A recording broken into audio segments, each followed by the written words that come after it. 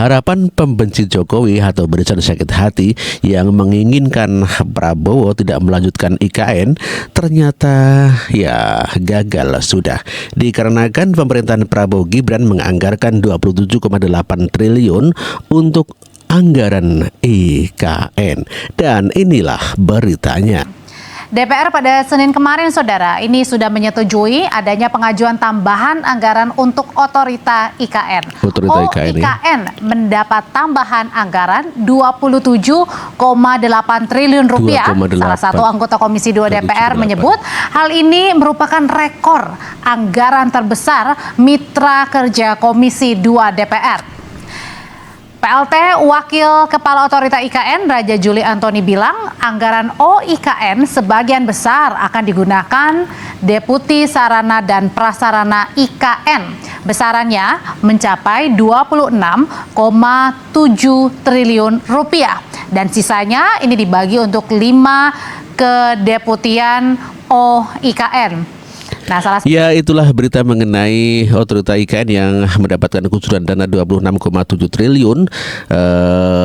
Sebagaimana dikabarkan bahwa DPR mengatakan itu adalah anggaran yang terbesar. Dan harapan agar IKN mangkrak sebagaimana Amin Rais sampaikan dan juga meminta Prabowo tidak melanjutkan IKN ternyata gagal total. Karena pemerintah Prabowo Gibran di tahun 2024 ini mengucurkan anggaran 26,7 triliun. Ya, sebagaimana harapan Amin Rais, IKN akan mangkrak dikarenakan ya tidak ada investor asing. Dan inilah pernyataan Amin Rais.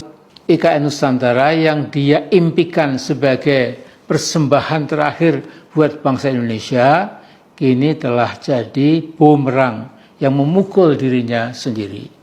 IKN sudah bisa dipastikan mangkrak, tidak ada investor luar yang tertarik.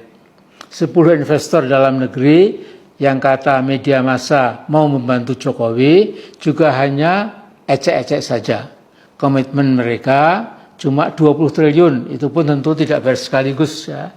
Dan besar kemungkinan hanya simbolik saja. Setelah Jokowi tidak berkuasa, tidak ada lagi raison d'être untuk meneruskan komitmen itu. Karena TKI pasti mangkrak dan Indonesia sudah ganti lurah. Maka lurah Prabowo insya Allah lebih mampu memimpin Indonesia. Nah, saudaraku, coba perhatikan sikap dan omongan Jokowi belakangan ini. Katanya Juli nanti sudah akan berkantor di IKN. Di rumah menteri kalau perlu, yaitu rumah Pak Menteri PUPR, Pak Basuki Hadimulyono. Itu pun bila sudah ada air bersih. Mengapa berkantor di rumah menteri? Karena sudah menyaksikan sendiri istana yang akan ditempati itu juga sekaligus kantor presiden itu memang belum 50% lah. Walaupun ada sudah 80%, tapi saya kira itu asal omong. Jadi masih mangkrak. Nah, sekarang perhatikan logika Jokowi yang kesleo atau terkilir. Seorang presiden dari sebuah bangsa terbesar nomor 4 di muka bumi berkantor di rumah salah satu menterinya. Saya sering berpikir apakah ini semua senario dari langit, dari yang maha kuasa dan yang maha esa. Ya Dzal Jalali wal Ikram, ya Allah Jalla Jalaluh. Mangkrakan total tak mungkin lagi dihindari. IKN Nusantara mustahil dilanjutkan.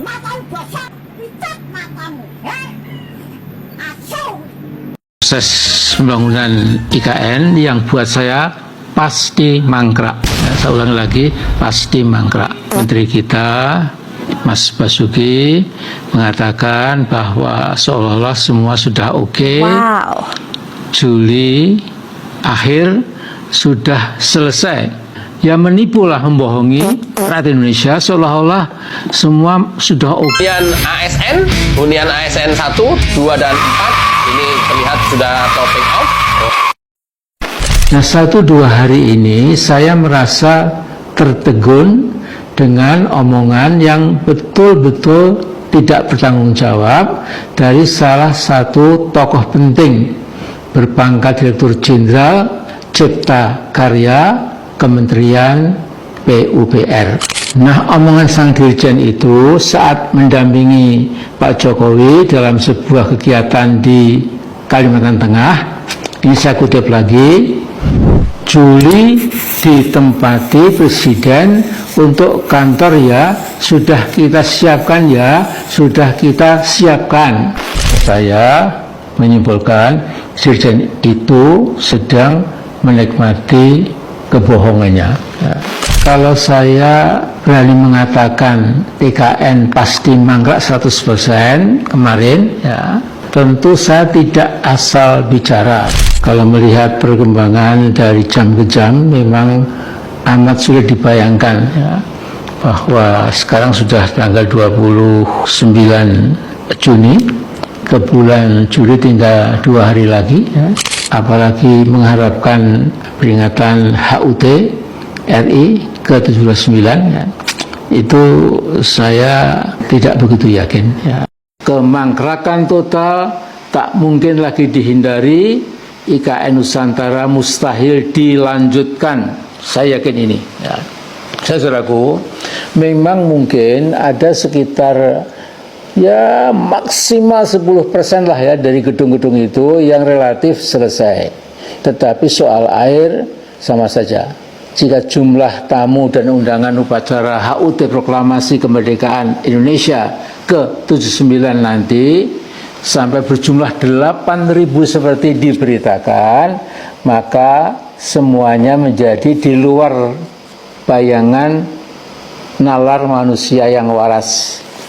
Semuanya sudah tidak tinemu nalar, ya, nggak ketemu nalar. Bagaimana 8.000 akan datang, ini hanya sebuah bayang-bayang, impian, khayal-khayalan yang betul-betul menyedihkan. Dalam konteks kemangkrakan total pembangunan IKN itu, ada 2 tokoh pencipta kebohongan publik yang selama ini menebarkan rasa optimis secara tidak bertanggung jawab. Yang satu Pak Jokowi, satu lagi itu Pak Abbas, Menteri PUPR. Setelah belasan kali Jokowi bolak-balik mengunjungi calon istananya dan puluhan kali melakukan groundbreaking yang biasanya diakhiri dengan raungan sirine dan tepuk tangan para hadirin dengan wajah bersinar-sinar, ya. Nah, kini hasilnya baru kerangka gedung-gedung yang lumayan menjulang tinggi, tetapi ya hanya kerangkanya saja. Belum ada pintu, jendela, kamar-kamar, belum ada atap yang paling atas, dan belum ada air, karena air ini yang paling penting buat kehidupan. Jadi air belum sampai ke gedung-gedung itu. Jadi belum ada betul-betul yang namanya toilet, ya, dan seluruh kelumrahan yang diperlukan sebuah kantor, apartemen, hotel, rumah sakit, dan lain-lain. Nah, sekarang bukan bayang-bayang kemangkrakan yang menghantui mereka, tetapi impian indah seperti dilukiskan dalam desain yang memang nyaris sempurna, hanya desain saja, ya. Sekarang sudah tinggal angan-angan belaka. Saya sudah memastikan mangkrak kita ada investor luar yang tertarik. Sudah investor dalam negeri yang akan dia masa mau membantu Jokowi, juga hanya agak komitmen mereka cuma 20 triliun, itu tentu tidak ada sekaligus, ya. Dan besar kemungkinan hanya simbolik saja. Setelah Jokowi tidak berkuasa, ada lagi utang untuk menguruskan komitmen itu, karena kita pasti mangkrak dan kita ganti lurah. Saya sudah dipastikan mangkrak kita ada investor luar yang tertarik. Juga investor dalam negeri yang akan media massa mau membantu Jokowi, juga hanya agak komitmen mereka cuma 20 triliun, itu tentu tidak ada sekaligus ya. Besar kemungkinan hanya simbolik saja. Setelah Jokowi tidak berkuasa, ada lagi program untuk meneruskan komitmen itu, karena DKI pasti mantap dan kita ganti lurah. Saya sudah dipastikan mangkrak kita ada investor luar yang tertarik. Juga investor dalam negeri yang akan media massa mau membantu Jokowi, juga hanya agak komitmen mereka cuma 20 triliun, itu tentu tidak ada sekaligus ya. Besar kemungkinan hanya simbolik saja. Setelah Jokowi tidak berkuasa, ada lagi program untuk meneruskan komitmen itu, karena DKI pasti mantap dan kita ganti lurah. Saya sudah dipastikan mangkrak kita ada investor luar yang tertarik. Juga investor dalam negeri yang akan media massa mau membantu Jokowi, juga hanya agak komitmen mereka cuma 20 triliun, itu tentu tidak ada sekaligus ya. Besar kemungkinan hanya simbolik saja. Setelah Jokowi tidak berkuasa, ada lagi program untuk meneruskan komitmen itu, karena DKI pasti mantap dan